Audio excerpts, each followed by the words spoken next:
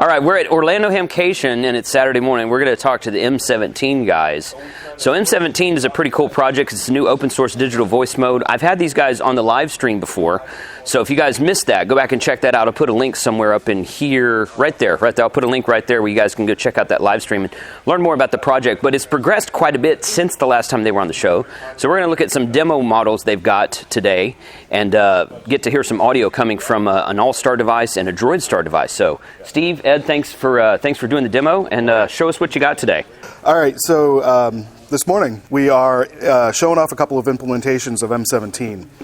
One of the really awesome things that we have right now is Droid Star is capable of running a hotspot modem as a modem attached to an HT, well, like an HT. Mm-hmm. So you got a Zum spot here, and Droid Star is able to run that, so you can have a radio-to-radio communication without needing a network. Because a lot of people are always talking about these digital modes just being voice over IP. Right. So that's how we started, but now we have an implementation from Doug who has made this available, so you can do a radio-to-radio communication. We got one half of it set up right now. We'll have the other half set up a little bit later. Another implementation that we have is cross-mode capability. So a lot of these digital modes like to cross over between, say D-Star to DMR or DMR to Fusion. Correct. M17 has the capability to go from digital to analog. Mm-hmm. So we have an implementation with a Sherry node running All-Star, and Ed has a phone that's running Droid Star, and all we have to do is just connect up to our All-Star Link hub, and we can talk to each other. Even though I have an analog Motorola radio, and he has a cell phone, we can talk to each other using M17. Nice. Okay, so yeah, Droid Star is an app that runs on the cell phone. Yes. That they do D-Star with primarily, right? Yeah, Okay. Primarily D-Star. DMR is also pretty hot. I mean, you need a DMR ID in order to run the software. Correct. But Yes. Yeah. So you can implement M17 to cross mode between all those modes. Yes. Okay. Good deal. Yeah. Okay. Yeah. Go ahead and give us an audio demo. Yeah. Go ahead. Whoop. This is N2 XDD November 2 X-ray Delta Hamcation 2022. There's a little bit of an echo because we're so close to each other. Together, that's cool. But we have analog digital to analog capability using All-Star. You can also do it via Echolink. Actually, we have a call-in, so if you get onto the M17 reflector module Charlie, you can talk to us while we're here. So. Okay. Now tell us about the MD380 as well. So the MD380 that we have here, this was modified by Bruce Perrins. His call is escaping me. We'll have it in the notes.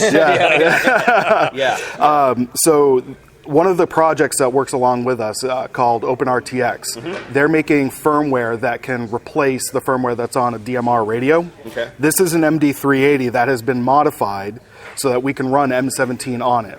We put the OpenRTX firmware on there. We make one small modification to the radio to bypass the DMR chip. All the audio goes straight into the MCU. Codec 2 is running on the MCU as part of the firmware, and it will transmit M17 out of a DMR radio. Nice. So this is kind of what I would consider the minimum viable product, to get it into people's hands. Yeah. It may not be as easy to make these modifications because you can see how small the wire is, but at least we're getting there to the point where people are able to get M17 on a handheld radio. Correct. Okay. And then in the next month or two, we should have another object in our hand called Module 17. Module 17, which is being developed over in Germany. Okay. There's a couple units being shipped stateside. So once we have that up and running here, we'll get back on the show with you and we'll show you how that's That'd up be and great. running. Yeah, perfect. Okay. If you've ever played with FreeDV Yes. on HF and stuff, there's a module called the SM1000. It's a smart mic. Yeah. That's essentially what Module 17 will be. Okay. Except for VHF and up. Okay. Perfect. Okay. Well, you guys are definitely making progress, so I mean, which is a good thing. I still have you talked to Bob any further about putting it in the RFinder device? I know he was wanting to do He's that supposed to be down here, isn't he? He's here. Yeah. He's here. We have to. Yeah, we'll have to hook up with him He was again. mostly at the HRO booth yesterday. Yeah. I remember being on with him during one of your lunchtime streams. Right. Yeah. He's a riot. He's a hoot for sure. Yeah. So good. Well, this is really good. I like to follow the project, so thanks for the update. And we will get you guys back on the show, and we'll talk about just all kinds of good things once you prototype this out. Like you said, it might not be viable to do on a mass production type basis, but that'll do. It'll obviously do simplex if you have two of them. Exactly. So you can talk simplex between them, and then. How would you get into the M17 network from one of these? So you can either have a hotspot.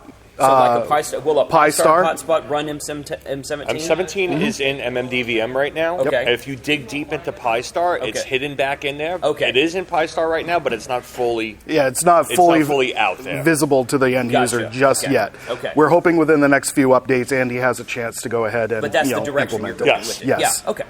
The other option, obviously, is also to run a repeater that's running M17, and that will connect to a reflector as well. Of course. Yep. Okay. Perfect. Well, this is a cool project. I like to follow it. So thanks for your time today, guys. I hope you have a good show. Thank you, Jason. Yeah, you bet.